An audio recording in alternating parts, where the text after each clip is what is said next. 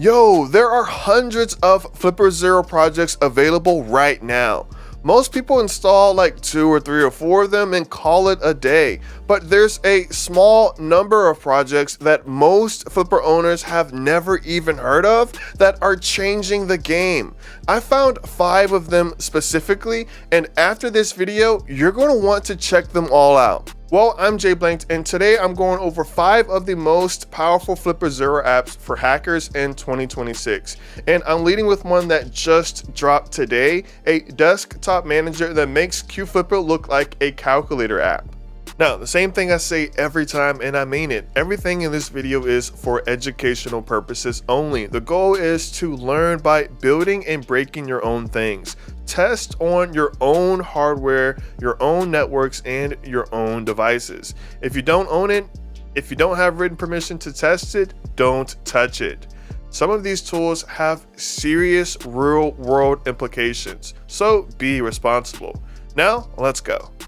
Well, app number 1 is Flipper UI, and I'm leading with this one because it just dropped today and it fundamentally changes how you interact with your Flipper Zero at the desktop level. Now, I'm not exaggerating when I say this is the most complete Flipper desktop tool I've ever used. Now, most of you are familiar with QFlipper. It's the official desktop app, and it definitely gets the job done.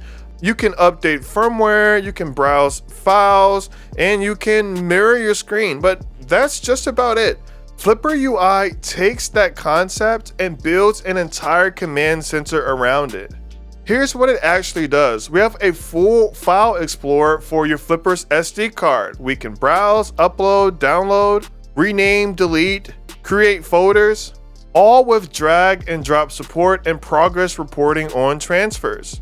Now, one of the coolest things is that it also has organized signal libraries, like this one here for sub-gigahertz. You can click on scan and it'll find all the protocols you have saved on your device.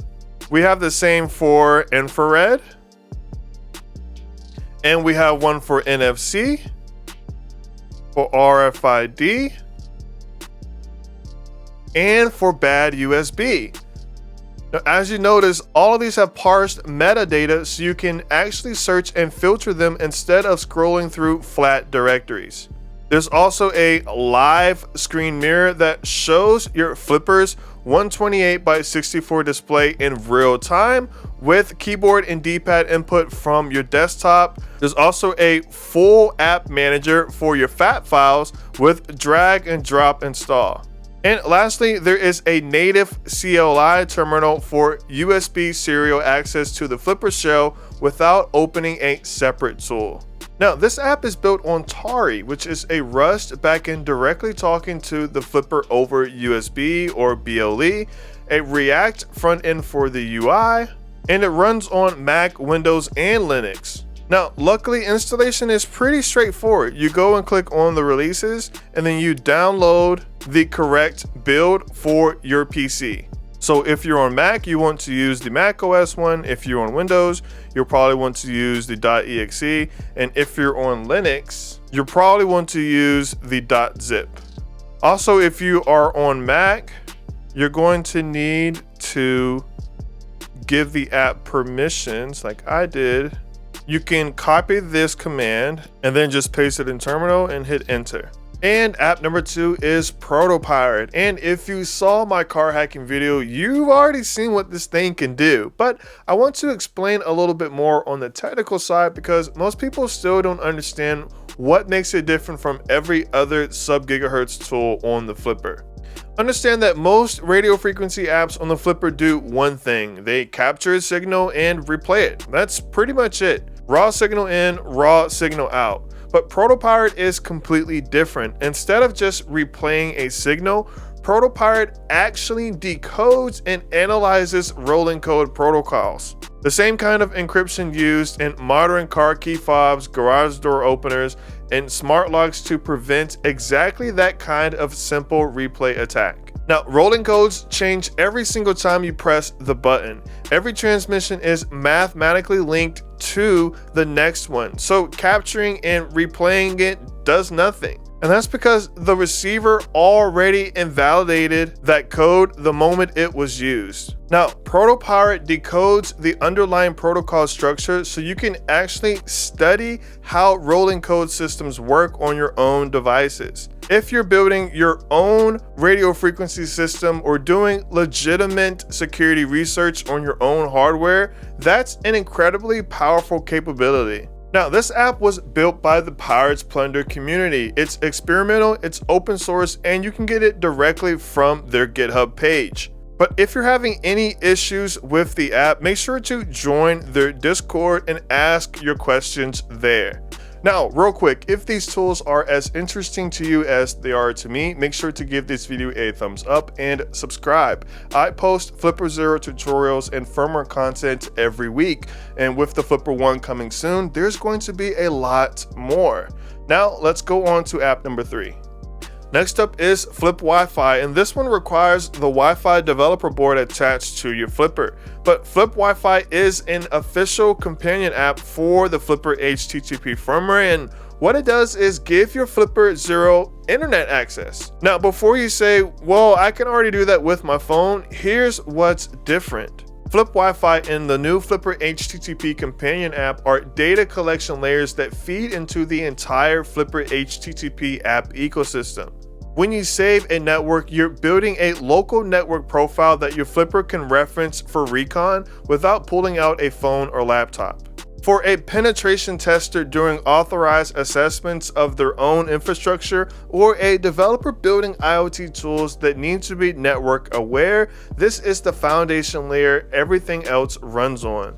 You can also do things like create captive portals and send deauthentication frames for testing your network's strength. And this app is directly on lab.flipper.net. Just search FlipWiFi in the catalog and make sure you already have a Wi-Fi developer board flashed with flipperhttp. App number 4 is FindMy Flipper, and this is a throwback. Here's what it does. Apple's FindMy network has millions of active devices, iPhones, iPads, Macs, all passively scanning for BLE advertisement and silently relaying location data to Apple's servers. That's pretty much the infrastructure that makes AirTags work. FindMy Flipper broadcasts a BLE advertisement packet that mimics the same Open Haystack protocol, which is the open source implementation. And the result, the Flipper Zero shows up as a trackable beacon on Apple's FindMy network in real time.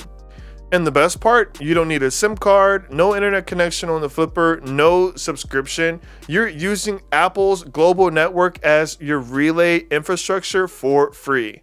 Now, why does this matter for security research? Because this is exactly how covert BLE tracking attacks work.